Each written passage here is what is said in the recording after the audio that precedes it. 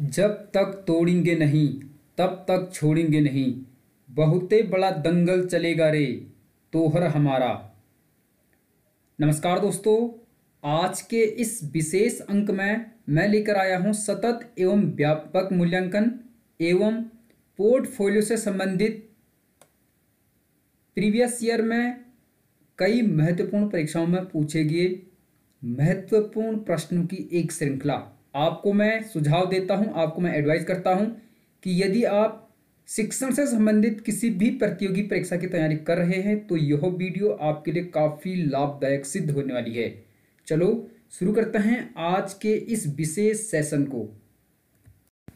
शिक्षण अभिरुचि, शिक्षण अभिवृद्धि, शिक्षण अभियोग्यता एवं शिक्षण कौशल तथा दक्षता से संबंधित इस सीरीज का यह 20वां भाग है।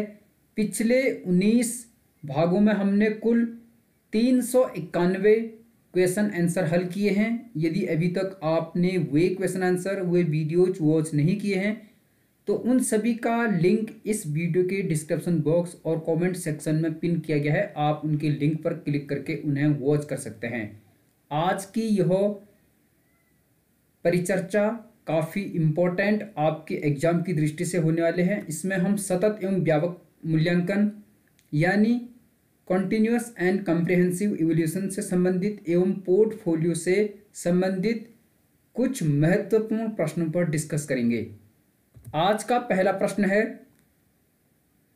सतत और व्यापक मूल्यांकन के अंतर्गत मूल्यांकित किए जाने वाले सामाजिक व्यक्तिगत गुणों में निम्नांकित में से क्या नहीं आता है। प्रश्न में पूछा गया है क्या नहीं आता है। प्रश्न को पूरा पढ़ना है और प्रश्न की भाषा पर विशेष रूप से ध्यान देना है। सतत और व्यापक मूल्यांकन के अंतर्गत मूल्यांकित किए जाने वाले सामाजिक व्यक्तिगत गुणों में क्या नहीं आता है। पहला है स्वच्छता, चित्रकला, सहयोग या अनुशासन। आप वीडियो को पॉज करके प्रश्न को पढ़िए, चारों विकल्पों को पढ़िए और कोशिश कीजिए कि सही उत्तर को क्लिक करें। इस प्रश्न का सही जवाब है ऑप्शन नंबर 2, चित्रकला। यह इसके अंतर्गत नहीं आता है। आपको ध्यान देना है कि इसका मूल्यांकन शैक्षिक क्षेत्रों के अंतर्गत किया जाता है। दूसरी ओर स्वच्छता, सहयोग, अनुशासन आदि का मूल्यांकन सामाजिक व्यक्तिगत गुणों के आकलन के अंतर्गत किया जाता है। तो सतत और व्यापक मूल्यांकन के अंतर्गत मूल्यांकित किए जाने वाले सामाजिक व्यक्तिगत गुणों में चित्रकला नहीं आता है। इस प्रकार ऑप्शन नंबर 2 इस प्रश्न का सही उत्तर होगा। ये प्रश्न पहले परीक्षाओं में पूछे गए हैं और आपके सिलेबस से मैच करते हैं। कई बार इन प्रश्नों की पूछे जाने की संभावना बनी रहती है। आप ध्यान से वीडियो को वॉच कर लीजिए। दूसरा प्रश्न है, CCE प्रणाली के बारे में कौन सा कथन सत्य नहीं है। फिर से प्रश्न में पूछा गया है सत्य नहीं है। CCE यानी कॉन्टिन्यूअस एंड कॉम्प्रिहेंसिव इवोल्यूशन, सतत एवं व्यापक मूल्यांकन प्रणाली के बारे में कौन सा कथन सत्य नहीं है। ऑप्शन है, बच्चों में प्रतिस्पर्धा की भावना बढ़ाता है, सामग्री के छोटे हिस्से पर लिखने की प्रगति की पहचान करता है, उपचारात्मक प्रतिक्रिया उपलब्ध कराता है या गैर शिक्षण योजनाओं की पहचान करता है और उन्हें बढ़ावा देता है। हमें गलत विकल्प को इसमें ढूंढना है, यानी CCE प्रणाली के बारे में जो सत्य नहीं है। इस प्रश्न का सही उत्तर है ऑप्शन नंबर 1, बच्चों में प्रतिस्पर्धा की भावना बढ़ाता है। यह CCE प्रणाली के बारे में सत्य कथन नहीं है। यह आपको ध्यान में रखना है। बाकी जो नीचे 3 दिए गए हैं, सामग्री के छोटे हिस्से पर लिखने की प्रगति की पहचान करता है, उपचारात्मक प्रतिक्रिया उपलब्ध कराता है एवं गैर शिक्षण योजनाओं की पहचान करता है और उन्हें बढ़ावा देता है, यह CCE प्रणाली के बारे में सत्य कथन है। इस प्रकार ऑप्शन नंबर 1 इस प्रश्न का सही जवाब होगा। बढ़ते हैं अगले प्रश्न की तरफ। कुल 11 प्रश्न इस अंक में लेकर आए हैं। ध्यान से आप वीडियो को वॉच कर लीजिए। यहाँ पर पूछा गया है, विद्यार्थियों के शैक्षिक परीक्षण की विवेचना करते समय अध्यापक को ध्यान रखना चाहिए उसकी यदि कोई टीचर विद्यार्थियों की शैक्षिक परीक्षण की विवेचना कर रहा है तो उस समय अध्यापक को क्या ध्यान रखना चाहिए? उपस्थिति का, आयु का, ग्रेड का या उपरोक्त सभी का? प्रश्न को ध्यान से समझ लीजिए। इस प्रश्न का सही जवाब है ऑप्शन नंबर 1, उपस्थिति का ध्यान रखना चाहिए टीचर्स को। ठीक है, ध्यान से प्रश्न की भाषा आप समझ लीजिए। तो विद्यार्थियों के शैक्षिक प्रशिक्षण या परीक्षण की विवेचना करते समय अध्यापक को उनकी उपस्थिति का ध्यान रखना चाहिए। अध्यापक को परीक्षण का निर्माण करते समय यह ध्यान रखना चाहिए कि विद्यार्थी परीक्षण से विचलित ना हों तथा परीक्षण उनकी योग्यता के अनुरूप हो, बच्चों की योग्यता के अनुरूप हो। परीक्षण यदि विद्यार्थियों की या छात्रों की योग्यता के अनुरूप नहीं होता है तो विद्यार्थी परीक्षण से अपने आप को अलग कर लेते हैं, जिससे परीक्षण या टेस्ट का उद्देश्य प्रभावित होता है। ऑप्शन नंबर 1 इस प्रश्न का सही जवाब होगा। बढ़ते हैं अगले प्रश्न की तरफ। यहां पर ध्यान से प्रश्न को समझ लीजिए। यदि किसी परीक्षा में आपकी कक्षा के अधिकांश विद्यार्थी असफल हो जाएं तो आप इसका दायित्व किस पर डालेंगे? ध्यान से प्रश्न को समझिए। आपकी कक्षा के अधिकांश विद्यार्थी यदि किसी परीक्षा में असफल हो जाते हैं तो इसका दायित्व या जिम्मेदारी आप किस पर डालेंगे? ऑप्शन है विद्यालय में उपलब्ध कमजोर सुविधाएं, अधिकारी की कमजोर योजना, आपकी अपनी शिक्षण विधि या बच्चों की पढ़ाई में लापरवाही। ध्यान से प्रश्न को समझ लीजिए कि यदि किसी परीक्षा में आपकी कक्षा के अधिकांश बच्चे, प्रश्न में क्या पूछ रहा है, आपकी कक्षा के अधिकांश विद्यार्थी असफल हो जाते हैं। कक्षा किसकी है? आपकी, यानी आप एक टीचर हैं। तो इसका दायित्व आप किस पर डालेंगे? तो मुझे लगता है आप आंसर के करीब पहुंच चुके होंगे। यदि कक्षा आपकी है और अधिकांश बच्चे असफल हो जाते हैं तो स्वाभाविक सी बात है कि आपकी अपनी शिक्षण विधि कमजोर होगी और इसका दायित्व आप अपने पर ही डालेंगे। ठीक है, इस प्रकार ऑप्शन नंबर 3 इस प्रश्न का सही जवाब हो जाएगा। आपको प्रश्न की भाषा को समझना काफी इंपॉर्टेंट है और आप इसके माध्यम से आसानी से इस प्रकार के प्रश्नों को हल कर सकते हैं। यहां पर पूछा गया है छात्रों के सही मूल्यांकन के लिए निम्न में से किस विधि का प्रयोग किया जाना चाहिए? आप विद्यार्थियों, छात्रों के सही मूल्यांकन को करना चाहते हैं तो इसके लिए किस मेथड का प्रयोग किया जाना चाहिए, यह पूछा गया है। पहला, रचनात्मक विकासशील मूल्यांकन, सतत मूल्यांकन, कोर्स के अंत में मूल्यांकन या फिर प्रत्येक छमाही पर मूल्यांकन। तो किस विधि का यूज इसमें किया जाना चाहिए यह हमें पूछा गया है।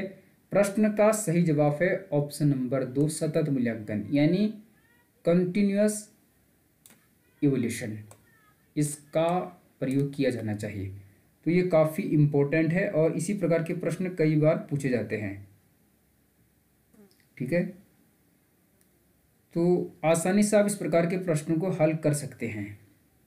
और आपको मैं यहाँ पर यह बता देता हूँ कि सतत मूल्यांकन का अर्थ है आकलन को शिक्षण अधिगम प्रक्रिया में एक नियमित गतिविधि बनाना।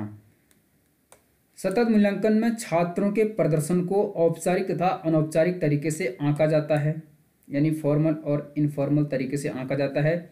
यह शिक्षण के साथ साथ चलता रहता है। छात्रों के प्रदर्शन का आकलन करने के लिए शिक्षक अवलोकन विधि, साक्षात्कार विधि, स्व तथा सहपाठी आकलन, समूह कार्य या समूह प्रोजेक्ट आप कह सकते हैं, या परियोजना कोई प्रोजेक्ट आदि विभिन्न तकनीकों का प्रयोग करते हुए छात्रों का आकलन कर सकता है। इस प्रकार छात्रों के सही मूल्यांकन के लिए सतत मूल्यांकन विधि का प्रयोग किया जाना चाहिए। ऑप्शन नंबर 2 इस प्रश्न का सही उत्तर हो जाएगा।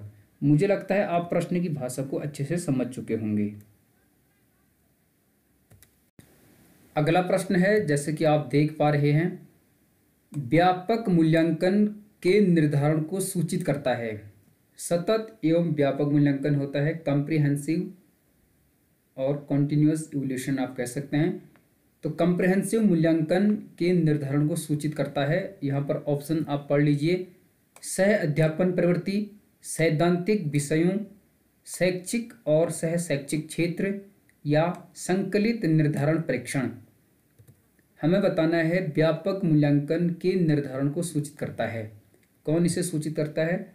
इस प्रश्न का सही उत्तर है ऑप्शन नंबर 3, शैक्षिक और सह शैक्षिक क्षेत्र, यानी एजुकेशनल एंड को एजुकेशनल जो क्षेत्र होते हैं वो इसके निर्धारण को सूचित करते हैं।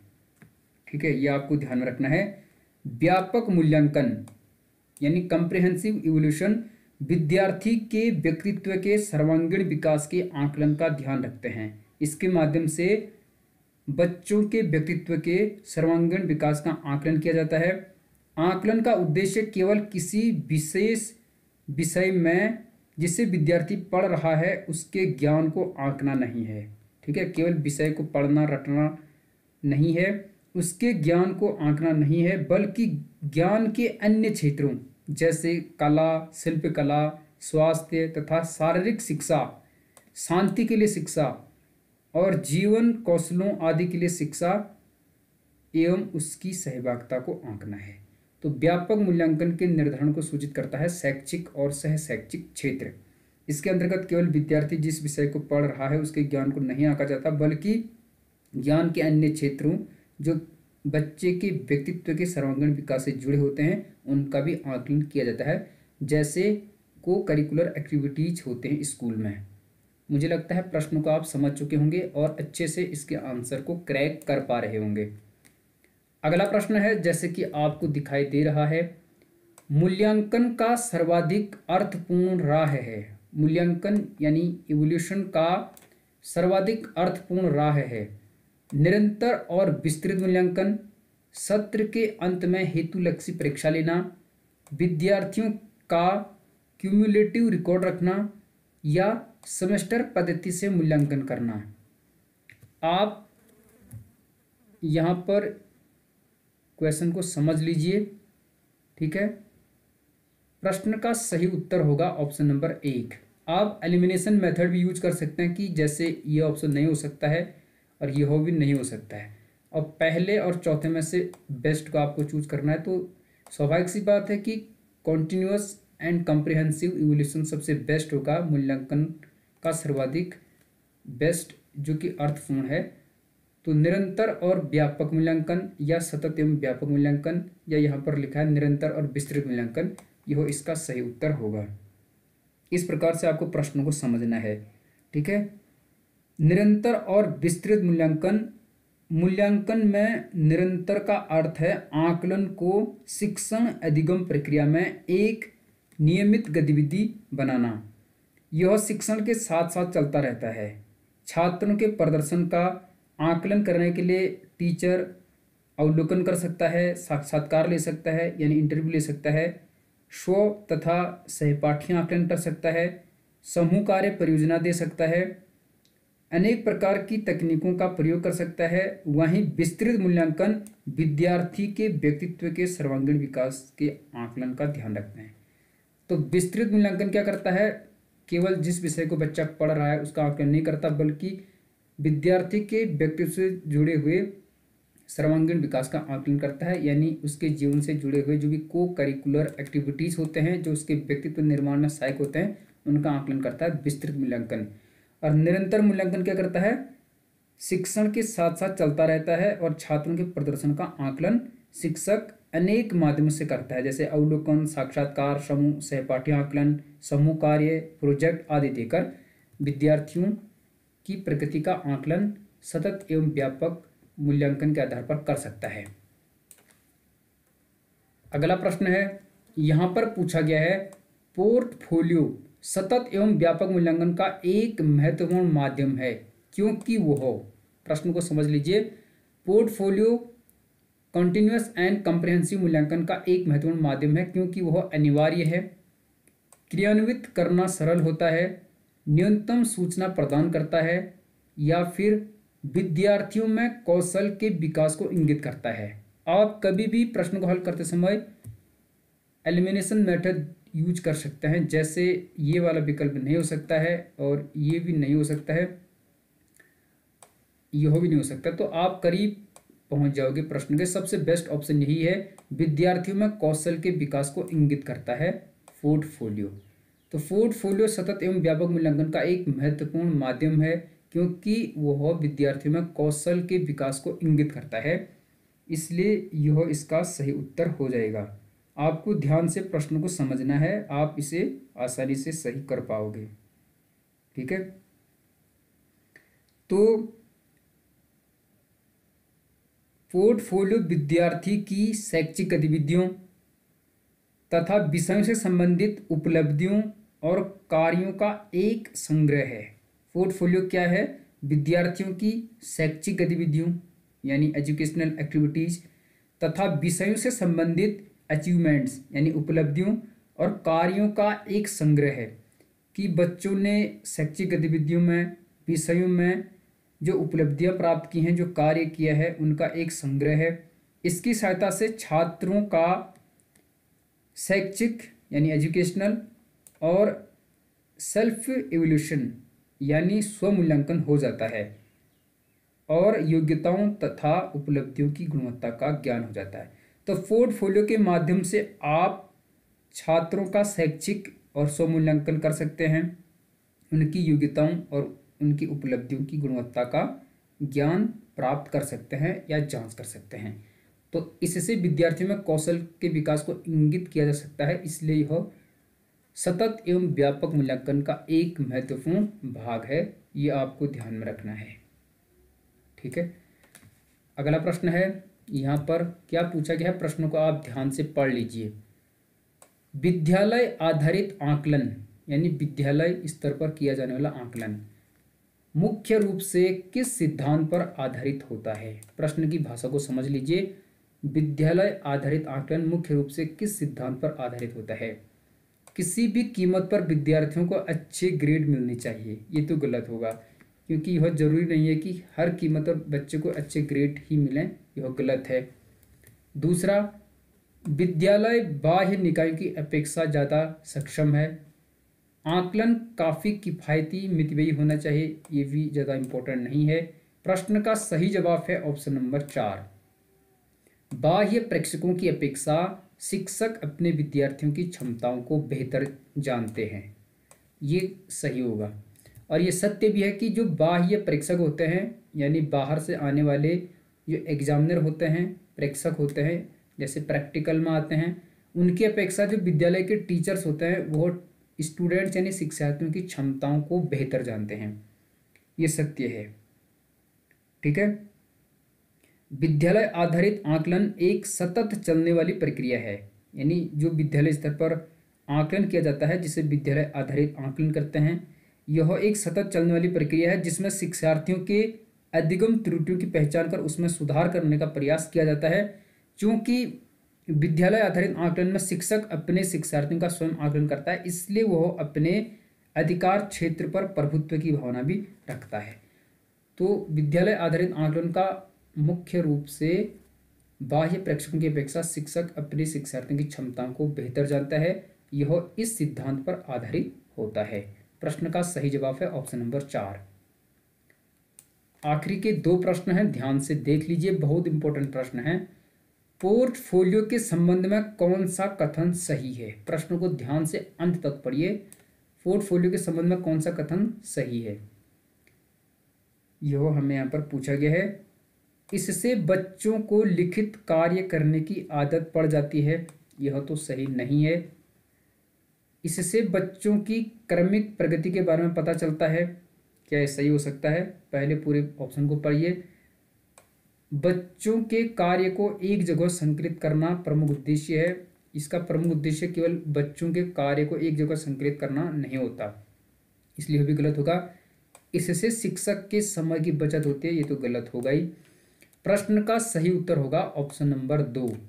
इससे बच्चों की क्रमिक प्रगति के बारे में पता चलता है, यानी बच्चों ने कंटिन्यू किस प्रकार की प्रगति की है, क्या प्रोग्रेस है बच्चों की, कॉन्टिन्यूस एंड कॉम्प्रिहेंसिव इवोल्यूशन, इसके माध्यम से आप बच्चों का कर सकते हैं। ऑप्शन नंबर 2 प्रश्न का सही उत्तर होगा। ठीक है, बहुत इंपॉर्टेंट प्रश्न है और आपको ये पता होना चाहिए कि पोर्टफोलियो विद्यार्थी के ज्ञान कौशल तथा अभिवृद्धि के बारे में प्रमाण उपलब्ध कराते हैं। यह विद्यार्थी की प्रगति का प्रलेख है, यानी विद्यार्थी ने क्या उपलब्धि प्राप्त की है उसका यह एक प्रकार का लेखा जोखा होता है। पोर्टफोलियो एक अवधि या पूरे वर्ष में विद्यार्थियों के रूप चित्र हैं, यानी एक निश्चित अवधि में बच्चों ने क्या अचीवमेंट किया, क्या उपलब्धि प्राप्त की, उसका एक लेखा जोखा है। विद्यार्थियों को निर्धारित किए गए सभी कार्य तथा शिक्षक द्वारा किया गया मूल्यांकन उसके पोर्टफोलियो में होता है। तो बच्चे ने दिए गए निर्धारित कार्य को कैसे किया और शिक्षक द्वारा उसका मूल्यांकन किस प्रकार किया गया, यह उसके पोर्टफोलियो में होता है। इस प्रकार ऑप्शन नंबर 2 इसका सही उत्तर होगा। इससे बच्चों की क्रमिक प्रगति के बारे में पता चलता है।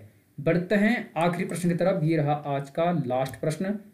यहाँ पर पूछा गया है कक्ष में विद्यार्थियों को खुली पुस्तक अभ्यास करवाने के उचित कारण को चुनिए। यानी क्लासरूम में विद्यार्थियों को, स्टूडेंट्स को खुली पुस्तक अभ्यास करवाने के उचित कारण को चुनना है कि क्लास में बच्चों को खुली पुस्तक अभ्यास क्यों करवाया जाता है। पाठ्य भाषा के प्रयोग को प्रोत्साहित करना, क्या यह इसका उद्देश्य होता है। पाठ को विस्तृत रूप से याद करना, ये नहीं होता है। विद्यार्थियों में चिंतन शक्ति का विकास करना, या फिर बिना तैयारी के विद्यार्थियों का मूल्यांकन करना, ये भी नहीं हो सकता है। आपको सही उत्तर को क्लिक करना है। प्रश्न का सही उत्तर है ऑप्शन नंबर 3, विद्यार्थियों में चिंतन शक्ति का विकास करना। यह उद्देश्य होता है कक्ष में विद्यार्थियों को खुली पुस्तक अभ्यास करवाने का, इसी कारण यह करवाया जाता है।